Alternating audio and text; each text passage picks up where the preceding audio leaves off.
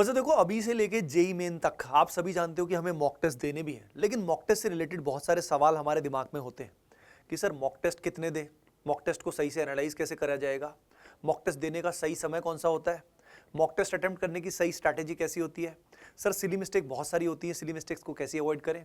बच्चों इन सारे सवालों के जवाब मैं इस वीडियो में देने वाला हूँ, तो सीधा बिना टाइम वेस्ट किए शुरू करें। चलो स्टार्ट करते हैं। पहली चीज़ भाई, कब से मॉक टेस्ट देना शुरू करना चाहिए।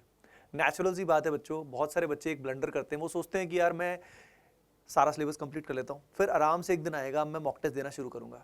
ऐसा ब्लंडर मत करना भाई, नहीं तो रियल एग्जाम में जरूर फेल जाओगे। सिलेबस कंप्लीशन का वेट मत करना, अभी से मॉक टेस्ट देना शुरू करो, ठीक है। और डर लगता है तो पहले चैप्टर वाइज टेस्ट देना शुरू करो। यानी जिन बच्चों को डर लगता है ना मॉक टेस्ट से बहुत ज्यादा कि सर मॉक टेस्ट से क्या होगा, कितना स्कोर आएगा, किसको क्या बताऊंगा, अरे भाई किसको क्या बताना है, अगर आप टेस्ट नहीं दोगे तो लास्ट में फैल जाओगे। तो इस बात को ध्यान रखो कि पहले start with giving chapter wise mock test, उसके बाद फुल लेंथ टेस्ट देना शुरू करो जितना जल्दी हो सके। अब अगला सवाल हमारे दिमाग में आता है कि sir what is the ideal frequency of giving test, कितने टेस्ट हमें देना चाहिए। तो सीधा काम की बात पे आ जाते हैं। देखो बच्चों, एवरी डे हमको कम से कम एक चैप्टर वाइज मॉक टेस्ट देना चाहिए, ड्यूरेशन 1 आवर, और क्वेश्चंस ट्राई करने चाहिए कि 30 क्वेश्चंस हमें देना है, ठीक है। इसके अलावा अगर आपका सिलेबस कंप्लीशन हो चुका है तो आप एवरीडे 3 मॉक टेस्ट दे सकते हो, 1 घंटा फिजिक्स, 1 घंटा केमिस्ट्री, 1 घंटा मैथमेटिक्स। इससे डेली टाइम बाउंड प्रैक्टिस आपकी हो जाएगी।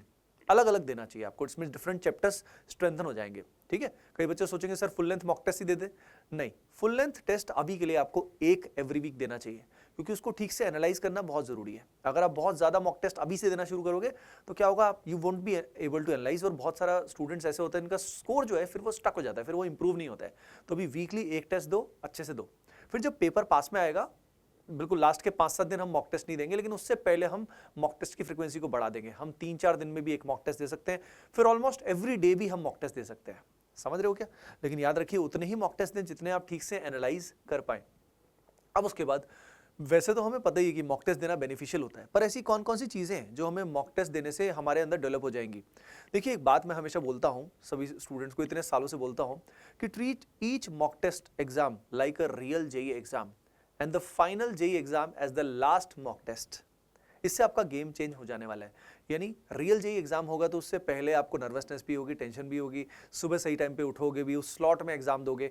तो अभी से जब भी मॉक टेस्ट दोगे आपको रियल जेईई एग्जाम की तरह ही बिहेव करना है। यानी पिछले दिन सही टाइम पे सो जाना है, सुबह आपको जब एग्जाम देना है तो उसी स्लॉट में देना है, या एक बार आफ्टरनून स्लॉट में दो।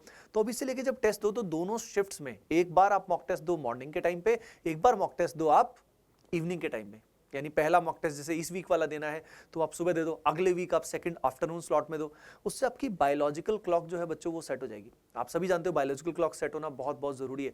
तो जो हैबिट्स है ना आपको रियल एग्जाम के लिए चाहिए उसको अभी से बनाना शुरू करो, नहीं तो आपको बायोलॉजिकल क्लॉक फट जाएगी। उस समय आपको नींद आएगी एग्जाम के दौरान पे, मान लीजिए आपको दिन में सोने की आदत है या रात को बहुत लेट तक जगने की आदत है, अभी से अगर बायोलॉजिकल क्लॉक सेट नहीं करोगे तो काम नहीं चलेगा। तो अभी से आपकी हैबिट बन जानी चाहिए, 20 से 25 दिन में आपकी हैबिट बहुत बेटर हो जाएगी। पर लास्ट समय में परेशान मत होइए, अभी से शुरू करें बच्चों, तो आपकी स्ट्रैटेजी सही हो जाएगी, टाइम मैनेजमेंट अच्छा होगा, सबसे इंपॉर्टेंट आपका एग्जाम टेम्परामेंट बन जाएगा। आप अभी से रियल एग्जाम की फील बनाएंगे तो आपको आदत पड़ जाएगी। तो एग्जाम टेम्परामेंट, आपको एग्जाम में उतनी नर्वसनेस नहीं होगी, आपको टैकल करना, प्रेशर टैकल करना आ जाएगा। देखो एग्जाम टेम्परामेंट बनाने का सबसे अच्छा तरीका ये होता है कि सर एग्जाम से पहले डर लगता है, नर्वसनेस बहुत होती है, तो उसको दूर करने का एक बहुत अच्छा तरीका है कि आपको कुछ सीबीटीज देने चाहिए। सीबीटीज का मतलब ऐसे टेस्ट जो सेंटर पे जाके हों पहले से ही।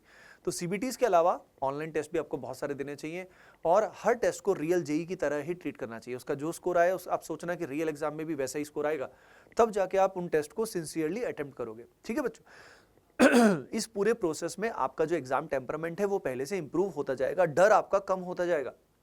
उसके अलावा इससे ऑब्वियसली आपकी प्रैक्टिस इंप्रूव होती है, प्रिपरेशन लेवल बढ़ता है, लेकिन सबसे इंपॉर्टेंट बात, आप अपनी मिस्टेक्स को समझ जाते हो पहले से ही। रियल लड़ाई से पहले जो प्रैक्टिस वाले मैच हो रहे हैं उन प्रैक्टिस मैचेस में आपको पता लग जाता है कि यार कहाँ कहाँ पे आप फॉल्टर कर रहे हो, और उसके बाद उसको इंप्रूव करते जाते हो। मैं आपको बता सकता हूँ कि मॉक टेस्ट की सही स्ट्रैटेजी से, जो मैं आज चीज़ें बता रहा हूँ उनको अप्लाई करने से बच्चों आप अपना स्कोर ना 10 से 20% इंप्रूव कर सकते हो, क्योंकि सारे सवालों के जवाब आज इसके अंदर मैं देने वाला हूँ एक एक करके। अब इससे आगे चलते हैं कि भाई मॉक टेस्ट को अटेम्प्ट करने का बेस्ट स्ट्रैटेजी क्या होता है, what is the best strategy to attempt the mock test. तो बच्चों इसके वेरियस मैथड्स होते हैं, मैं आपको वो पर्टिकुलर 2 मैथड्स बता रहा हूँ जो मुझे सबसे ज़्यादा पसंद है। अभी आपको different strategy you can try applying, है ना। देखो मैं बल्कि 3 स्ट्रैटेजी आपको बताता हूँ। पहला स्ट्रैटेजी उन स्टूडेंट्स के लिए जिनकी तैयारी बहुत ही नेक्स्ट लेवल है, यानी which are aiming for 220 plus या 230 प्लस 250 प्लस। उन स्टूडेंट्स की अगर बात करें तो उनको तो बिल्कुल शुरू से starting from the first question they should start, right, क्योंकि they will be attempting almost all the paper, तो उनको बिल्कुल फर्स्ट क्वेश्चन से स्टार्ट करना चाहिए, focus on one question at a time and आगे बढ़ता जाना चाहिए फुल स्पीड से, ठीक है। लेकिन ये स्ट्रैटेजी जो है ये तभी अप्लाई होगी जब हमारी तैयारी बहुत ज़्यादा नेक्स्ट लेवल है, सारा सिलेबस हमने ऑलरेडी कर रखा है, रिवीजन हो रखी है, सब कुछ है। उन स्टूडेंट्स के लिए this is the best strategy. बाकी स्टूडेंट्स के लिए, यानी हमारे जैसे स्टूडेंट्स जो हैं उन सब के लिए अगर हम बात करें तो बच्चों यहाँ पे यूज़ करना चाहिए हमें मल्टीपल राउंड मैथड, यानी एग्जाम को हमें मल्टीपल राउंड में सॉल्व करना चाहिए। अब मल्टीपल राउंड मेथड क्या है, तो इसके अंदर ऐसा फंडा होता है बच्चों, सबसे पहले जैसे कि इसमें 2 तरीके हैं मल्टीपल राउंड्स में। पहला तरीका ये है फिजिक्स केमिस्ट्री मैथमेटिक्स के जो भी इजीएस्ट क्वेश्चंस हैं, जितने भी इजीएस्ट क्वेश्चंस हैं उनको सबसे पहले राउंड में कंप्लीट करना है। सेकंड में फिर हमें मीडियम लेवल के क्वेश्चंस करने हैं। थर्ड में हमें टफेस्ट क्वेश्चंस को करना है। इससे क्या बेनिफिट होगा, एग्जाम के बाद कोई भी ऐसा क्वेश्चन नहीं छूटेगा जो आप कर सकते थे, तो पेपर को 3 राउंड में आप कर सकते हो। अब इसमें सबसे पहले उस पर्टिकुलर सेक्शन से स्टार्ट करिए, चैप्टर से, सब्जेक्ट से स्टार्ट करिए जो आपको सबसे आसान लगता है, ठीक है। उसके अलावा आपको पहले से क्लियर भी होना चाहिए कि भाई यहाँ पे हमें उस सेक्शन में, यानी उस चैप्टर, उसके अंदर सब्जेक्ट के अंदर कौन से चैप्टर्स हमें सबसे पहले करने हैं। सेकंड इसका तरीका एक और होता है कि इसमें आप डिफरेंट सीक्वेंस आप ऐसा कर सकते हो कि पहले केमिस्ट्री पकड़ा आपने फॉर एग्जांपल, तो केमिस्ट्री के पहले सारे इजी कर लिए, फिर केमिस्ट्री के ही मॉडरेट कर लिए, फिर केमिस्ट्री के ही आपने टफ किए, राइट। ये सीक्वेंस भी आप फॉलो कर सकते हो। दोनों में से कोई ना कोई आपको पक्का सूट करेगा। इससे सबसे बड़ा बेनिफिट वही है कि पेपर के एंड में आपकी एफिशिएंसी मैक्सिमम होगी, कोई भी ऐसा क्वेश्चन नहीं छूटेगा और बाद में बोलोगे यार काश मैं कर लेता, अरे यार टाइम मिल जाता तो इसीलिए ये दोनों में से कोई ना कोई मेथड आपके लिए वर्क करेगा एंड बच्चों आपके स्कोर को सिग्निफिकेंटली बढ़ा सकता है। अब इसमें एक बहुत इंपॉर्टेंट टेक्निक मैं आपको बताना चाहता हूँ बच्चों, वो है first 30 minutes can change your game, जिसके अंदर इनिशियल एक्सेलरेशन मेथड जो है वो बहुत हेल्पफुल होता है, जिसके अंदर एक फंडा होता है। जैसे कि केमिस्ट्री और फिजिक्स में there are certain topics which are highly theoretical और जिनसे क्वेश्चन आता है तो लगभग सिमिलर टाइप का क्वेश्चन आता है। जैसे कि मैं एग्जांपल देता हूँ, जैसे कि केमिस्ट्री में अगर कोई क्वेश्चन आने वाला है फॉर एग्जांपल कोऑर्डिनेशन केमिस्ट्री से, तो कोऑर्डिनेशन से केमिस्ट्री से क्वेश्चन या तो आइसोमेरिज्म से आएगा, या फॉर एग्जांपल हमारा जो क्वेश्चन आएगा वो आईपीएससी से आएगा, या एमओटी वीबीटी से क्वेश्चन आएगा। तो उनकी अगर ट्रिक्स हमें पता है ऑलरेडी, या जैसे केमिकल बॉन्डिंग पता है अपने को, एमओटी से क्वेश्चन आ सकता है या शेप हाइब्रिडाइजेशन से आ सकता है, तो इनकी ट्रिक्स हमें ऑलरेडी पता होते हैं और कुछ चीज़ें याद करने वाली होती है। तो इनिशियल एक्सेलरेशन मेथड में क्या होता है कि शुरू से पेपर में अटैक करो। अगर शुरू में अटैक कर दिया और पहले 30 से 45 मिनट में आपने बहुत ही नंबर ऑफ क्वेश्चन ठीक ठाक सॉल्व कर लिए, जैसे जस्ट इमेजिन पहले 30 मिनट में अगर आपने 15 से 20 क्वेश्चन विद कॉन्फिडेंस सॉल्व कर लिए, तो पेपर में आपने डोमिनेट कर दिया। जैसे होता ना, जैसे मैच होता है 20-20 का या 50 ओवर्स का मैच है, अगर पहले 10-15 ओवर में हमने बहुत अच्छा खेल लिया तो मज़ा आ जाता है। तो हमको डिफेंसिव नहीं रहना, हमको अटैकिंग रहना है, जिसके अंदर जो ईजीएस्ट क्वेश्चंस है वो हमें पिक करने हैं, ठीक है। अब इसके अंदर मैंने आपको बताया कि वो पर्टिकुलर चैप्टर्स को आप पहले से डिसाइड कर सकते हो और पिछले दिन, एग्जाम से पिछले दिन उन्हीं पर्टिकुलर चैप्टर्स को आप रिवाइज करके जाओगे और एग्जाम में सीधा उन पे हमला बोल दोगे कि यार मेरे को 20 क्वेश्चंस ना इन चैप्टर से करने, वो चैप्टर्स के क्वेश्चन पकड़े और उनको खट से सॉल्व कर लिया। समझ रहे हो क्या? ये मेथड एक सीक्रेट मेथड है और ये इसका यूज आप जरूर करिएगा बच्चों, ये बहुत आपके लिए हेल्पफुल होगा, बहुत हेल्पफुल होगा। समझ में आएगा ये method? Hoping that you got the matter. अगली चीज मैं आपको और बताना चाहता हूं कि इस प्रोसेस में जब हम क्वेश्चंस को देखते हैं तो एक साथ पूरे पेपर को स्कैन करने की जरूरत नहीं है। पूरे पेपर को एक साथ स्कैन करोगे तो बहुत सारे थॉट्स दिमाग में आ जाएंगे, क्योंकि कुछ क्वेश्चन दिखने में भयावह लगते हैं, असल में होते नहीं। जब तक हम पढ़ेंगे नहीं तब तक हमारे दिमाग में कुछ भी आ जाएगा, हमें डर भी लगेगा, अरे यार ये चैप्टर तो मैंने किया नहीं था और ये क्वेश्चन आ गया। तो इसलिए पूरा पेपर एक साथ स्कैन ना करें, इससे क्या होता है बहुत सारा टाइम वेस्ट हो सकता है। एक बार में जैसे कि मान लीजिए केमिस्ट्री से स्टार्ट किया, 2-3 क्वेश्चन देखे, 4 क्वेश्चन देखे, उनमें जो भी क्वेश्चन आपको ईजीएस्ट लगा उसको कर लिया। अगले 2-3 क्वेश्चन देखे, जो भी आसान लगा वो कर लिया।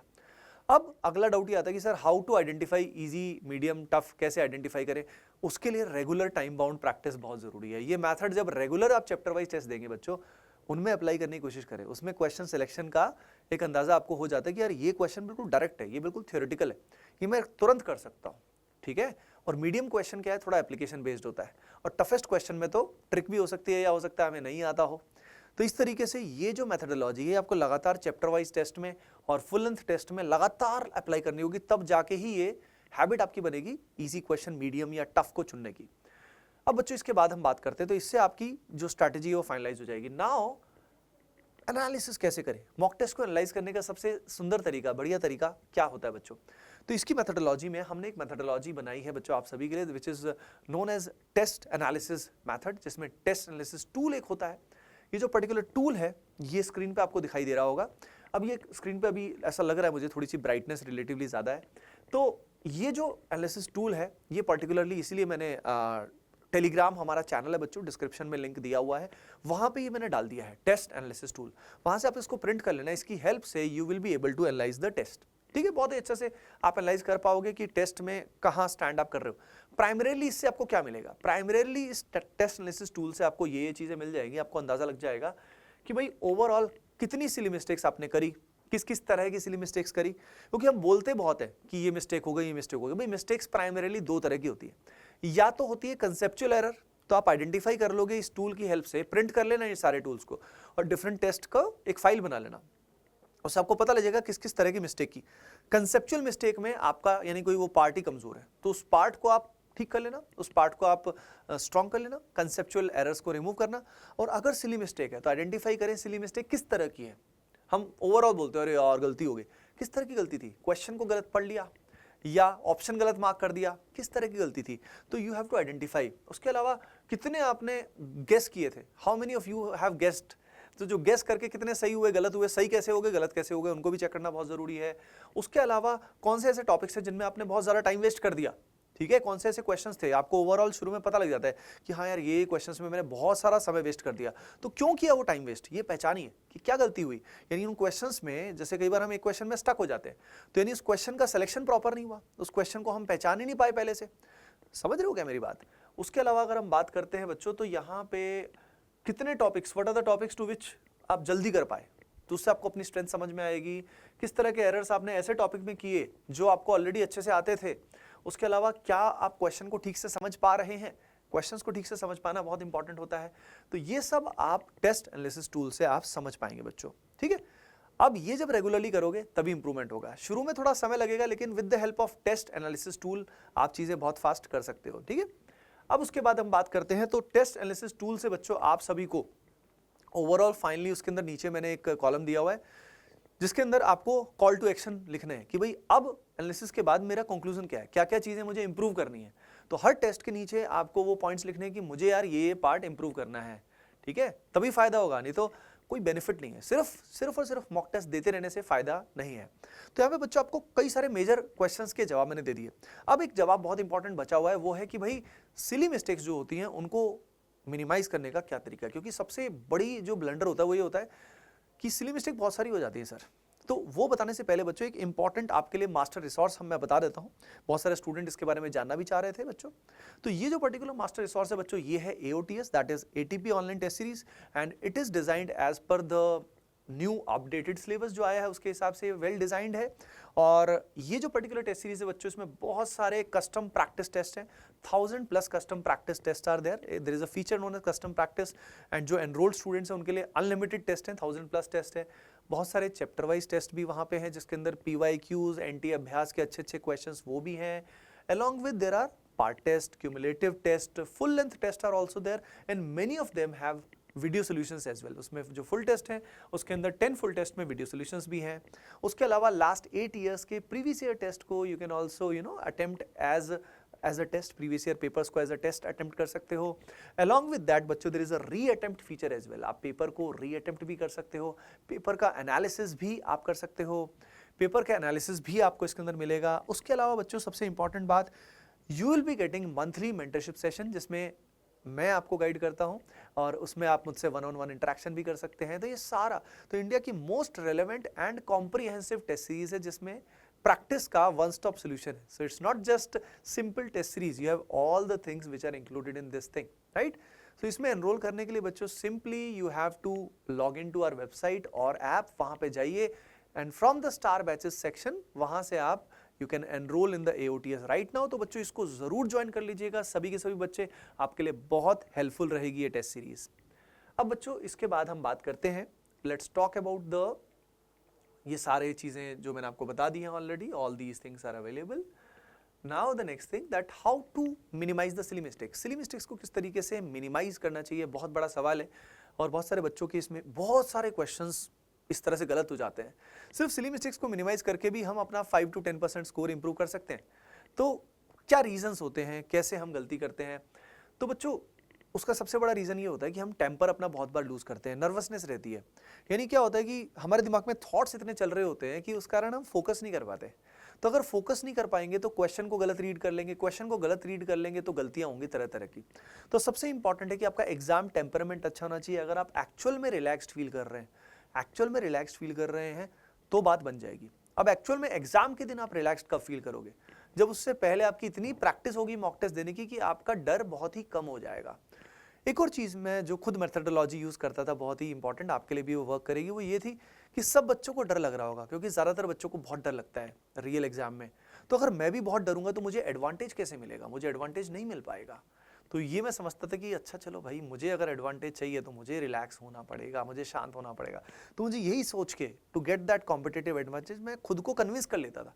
तो खुद को कन्विंस करो कि डर के आगे एक्चुअल में चीज़ है। सभी डर रहे हैं तो मैं भी डरूंगा तो कैसे काम चलेगा ना?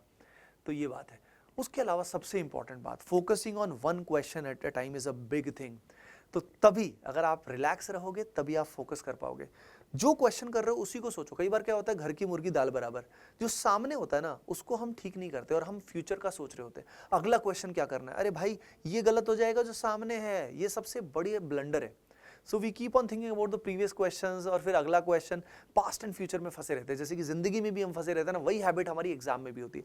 सो आपका फोकस विल डिटरमाइन कि आपका कितना कम सिली मिस्टेक होगा। ग्रेटर द फोकस उतनी आपकी रीडिंग मेथडोलॉजी अच्छी होगी। इसमें एक टेक्निक बताता हूं बच्चों आपको, वो है इंप्रूविंग योर रीडिंग मेथडोलॉजी। यानी क्वेश्चन आपने देखा, क्वेश्चन को मिसरीड करने से बहुत बड़ी गलती हो जाती है। तो क्वेश्चन को समझना बहुत जरूरी होता है कि पूछा क्या है। उसके लिए कई बार हम बहुत केयरफुल हो जाते हैं और बहुत स्लो पढ़ते हैं, लेकिन स्लो पढ़ने के साथ साथ हमारे दिमाग में बहुत थॉट्स और चलते हैं, तो डर भी लग रहा होता है, यार बड़ा स्लो चल रहा हूँ मैं। तो इसकी बजाय द मेथड इसकी, पहले क्वेश्चन को जल्दी से एक बार देख लीजिए, एक फास्ट रीडिंग लीजिए। इससे क्या होगा, आपको कंटेक्स्ट समझ में आ जाएगा कि क्वेश्चन किस बारे में है, किस टॉपिक से है, क्या ओवरऑल फील समझ में आ जाएगी। अगली रीडिंग आप मीडियम स्पीड पे लीजिए और थोड़ी केयरफुल रीडिंग लीजिए। इसमें क्वेश्चन को ढंग से समझ लीजिए। समझ रहे हो? इससे आपका टाइम ओवरऑल बचेगा, क्योंकि पहले ही रीडिंग में आपको ओवरऑल कंटेक्स्ट समझ में आ गया, किस बारे में क्वेश्चन है, और सेकंड में आपको सारी डिटेल समझ में आ गई। उसके बाद एक दो सेकंड के लिए, कुछ सेकंड के लिए आंखें बंद करके पूछिए कि सवाल किस बारे में है। फोकस करिए, दैट इज द की बच्चों, it will change your game, मैं बता रहा हूं आपको। उसके अलावा आपका रफ वर्क जो है वो नीट होना चाहिए। बहुत बार रफ वर्क में हम इतनी चमत्कारी राइटिंग लिख देते हैं, इतनी खराब राइटिंग लिख देते हैं कि हम खुद ही उसके अंदर फंस जाते हैं, खुद ही समझ ही नहीं पाते हैं। यू गॉट द पॉइंट बच्चों? तो आपका रफ वर्क जो है दैट शुड बी नीट होना चाहिए। उसके अलावा उसको ऑर्गेनाइज करके रखिए। ऑर्गेनाइज नहीं तो कई बार हम समझ भी नहीं पाते कि कहाँ पे लिखा था मैंने, कहाँ पे। तो ऑर्गेनाइज योर रफ वर्क, उसमें क्वेश्चन का नंबर लिखिए। उसके अलावा एक चीज को ध्यान रखिए कि जब क्वेश्चंस आप स्किम करते हो, जैसे पेपर अटेम्प्ट की स्ट्रैटेजी में जब क्वेश्चन आप देख रहे होते हो लगातार, तो कुछ क्वेश्चन जो सेकंड राउंड में आपको करने हैं, कुछ क्वेश्चन आपको थर्ड राउंड में करने हैं। तो आप जो रफ वर्क जहां कर रहे हो उसमें आप कैटेगराइज कर सकते हो कि यार ये क्वेश्चन मैं सेकंड राउंड में करूंगा, ये क्वेश्चन मैं थर्ड राउंड में करूंगा। तो क्वेश्चन की टैगिंग आप साथ साथ कर सकते हो, नहीं तो बाद में आपका टाइम बहुत वेस्ट होगा। जब आप रिविजिट करने वाले होगे ना, तो आपका समय वेस्ट होगा, यार कौन सा मेरे को सेकंड राउंड में करना था, कौन सा मेरे को थर्ड राउंड में करना था। तो जब क्वेश्चंस को आप देख रहे थे तो साथ साथ उनको टैग करते जाइए कि जो फर्स्ट राउंड में करना है तो आप उसी समय कर ही दोगे जो ईजी लग रहा है, लेकिन जो आपको सेकंड या थर्ड का लग रहा है उसको साथ साथ टैग करते रहोगे, यार सेकंड का है, थर्ड का है, राइट। तो सेकंड और थर्ड रखिए और उसमें आप क्वेश्चन नंबर लिखते रहिएगा। It will help you in जब क्वेश्चंस पे आप वापस रिविजिट करोगे, दैट विल हेल्प यू। एक और चीज मैं आपको बता रहा हूं कि क्वेश्चन को बार बार रिवाइज मत करिएगा। ये बहुत कॉमन गलती होती है कि क्वेश्चन करने के बाद भी हम बार बार चेक करते हैं कि अरे क्वेश्चन ठीक किया था नहीं किया था। नहीं, ये मौका अपने को दोबारा नहीं देना है। एक ही बार क्वेश्चन करना है, ढंग से करना है। बार बार रिविजिट करके रिवाइज करोगे पेपर को, भाई साहब ब्लंडर हो जाएगा। उसी समय करिए, बेस्ट तरीके से करिए। समझ रहे हो क्या? बार बार रिविजिट मत करो, उससे उसका मतलब आपको विश्वास ही नहीं खुद पे। भाई trust yourself, trust the God.